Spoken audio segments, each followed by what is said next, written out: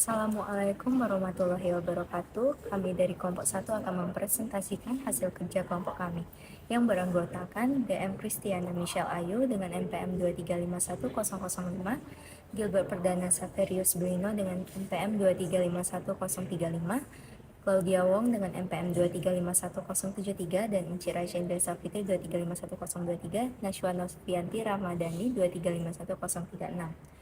Teori asal mula negara. Teori pertama ialah teori teokrasi. Teori teokrasi mengatakan bahwa negara terjadi karena kehendak Tuhan, by the grace of God. Teori ini pada prinsipnya mengandung 3 pokok masalah, yaitu 1. Negara dibentuk di bawah kuasa Tuhan. 2. Kekuasaan raja atas pemberian Tuhan. 3. Tidak ada kedaulatan selain kedaulatan Tuhan. Dan teori kedua adalah teori perjanjian. Teori ini berisi negara terjadi karena kontrak atau perjanjian atau kesepakatan masyarakat, adanya kontrak perjanjian kesepakatan antar masyarakat. Teori perjanjian ini pokoknya adalah sama di antara sarjana yang menganutnya, tapi terhadap perbedaan dalam beberapa hal. Teori yang ketiga ialah teori kekuasaan. Teori kekuasaan berisi kekuatan menjadi sumber dari penciptaan negara. Negara dilahirkan karena pertarungan kekuatan di mana yang paling kuat yang akan menjadi pemenang dan sekaligus merupakan pembentuk negara. Kekuatan ini dapat berupa kekuatan ekonomi atau uang, kekuatan otak atau teknologi, dan ketiga kekuatan fisik atau senjata. Teori yang keempat adalah teori matriarkal yang mengatakan bahwa pemimpin pertama dari manusia adalah semula dari seorang ibu yang merupakan kelompok keluarga kecil yang menjadi keluarga yang lebih besar yang akhirnya membentuk suatu masyarakat, dan masyarakat membentuk suatu negara dengan garis ibu sebagai pimpinannya. Sedangkan teori patriarkal merupakan teori yang sama dengan teori matriarkal, hanya menentukan garis bapak saja. Lalu ada teori patrimonial. Teori patrimonial merupakan teori yang sama dengan teori matriarkal dan teori patrimonial yang menentukan garis bapak dan ibu. Teori ketujuh adalah teori organis yang mengatakan bahwa negara dianggap sebagai makhluk hidup, terdiri dari sel yang merupakan bagian tubuh negara. Lalu, teori ke-8 ialah teori daluarsa. Teori daluarsa yang mengatakan bahwa negara terjadi karena adanya milik yang sudah lama, yang merupakan raja yang bertahta dengan cara yang berbeda. Lalu teori ke-9 adalah teori alimiah, yaitu negara terjadi karena ciptaan alam. Manusia adalah makhluk politik atau yang kita kenal sebagai zoon politikon. Teori ke-10 adalah teori idealistik. Teori ini mengatakan bahwa negara dianggap sebagai ide, lambang manusia yang megah dan sempurna.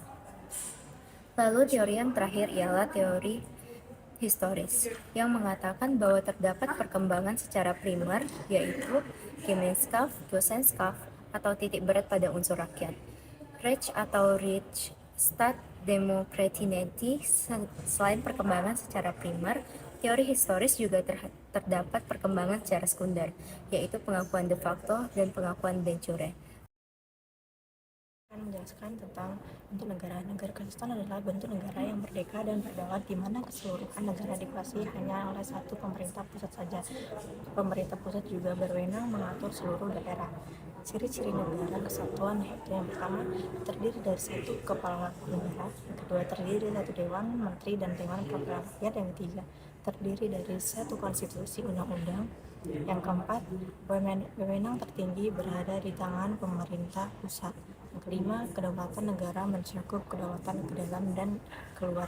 Yang keenam, dapat menganut sistem sentralisasi dan desentralisasi. Yang ketujuh, menggunakan satu kebijakan secara nasional. Yang ke-8, tidak ada negara di dalam negara. Yang kedua ada negara serikat atau federal, yaitu suatu negara yang merupakan gabungan dari beberapa negara yang menjadi negara-negara bagian dari negara serikat.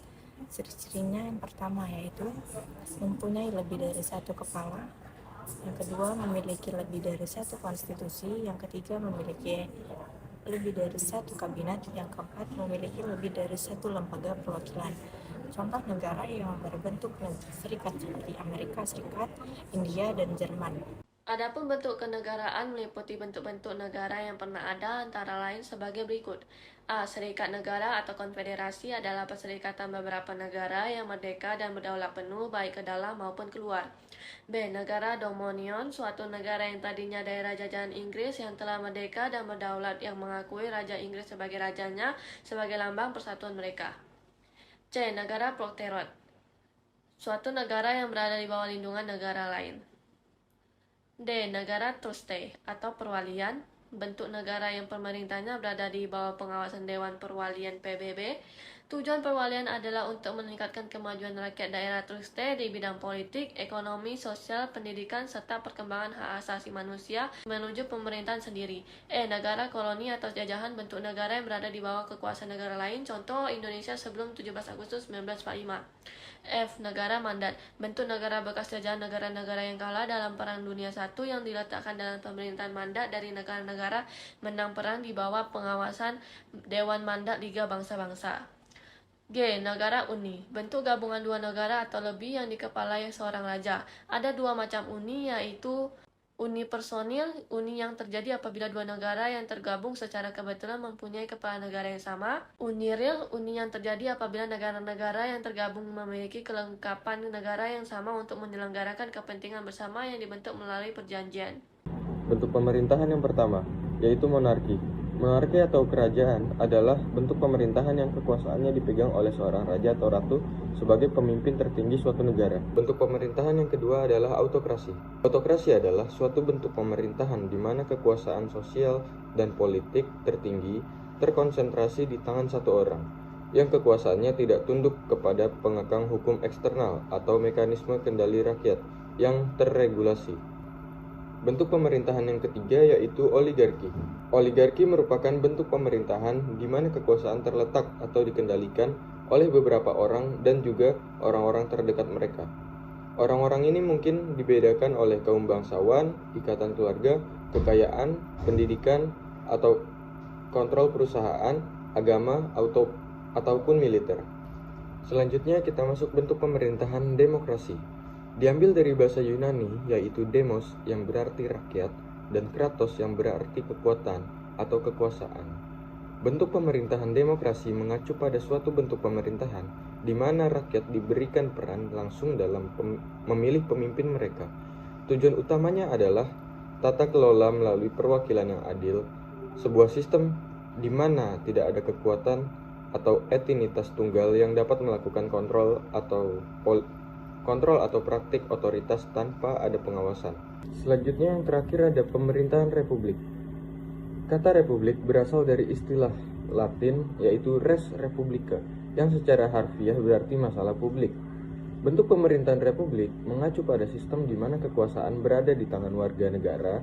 Dalam definisi teknis bentuk pemerintahan republik adalah di mana rakyat memegang kedaulatan rakyat melalui proses pemilihan dan legislatif, serta melalui partisipasi dalam kehidupan publik dan sipil. Sistem pemerintahan. Sistem pemerintahan adalah sebuah susunan yang teratur. Susunan tersebut berupa prinsip yang melandasi beragam kegiatan. Selain itu, prinsip tersebut juga melandasi hubungan kerja, seperti antara lembaga legislatif, lembaga eksekutif, dan lembaga yudikatif. Dalam ilmu negara umum atau Allgemeine Rechtslehre, yang dimaksud dengan sistem pemerintahan ialah sistem hukum ketatanegaraan baik berbentuk monarki maupun republik, yaitu mengenai hubungan antara pemerintah dan badan yang mewakili rakyat. Sistem pemerintahan yang digunakan oleh negara-negara di seluruh dunia. Yang pertama ada sistem pemerintahan presidensial, contohnya seperti Indonesia. Yang kedua, sistem pemerintahan parlementer, contohnya yang digunakan oleh Jepang. Yang ketiga, ada sistem pemerintahan semi-presidensial yang contohnya digunakan oleh Mesir. Yang keempat, ada sistem pemerintahan komunis seperti yang digunakan oleh Korea Utara. Yang kelima, ada sistem pemerintahan demokrasi liberal, contohnya yang digunakan oleh Amerika Serikat. Dan yang keenam, ada sistem pemerintahan liberal seperti yang digunakan oleh Jerman. Berikut adalah referensi dari materi-materi yang kami dapatkan. Referensi-referensi yang kami dapatkan berasal dari jurnal maupun artikel yang ada. Sekian presentasi proyek kelompok UTS Ilmu Negara kami. Mohon maaf apabila ada kesalahan. dalam pengucapan terima kasih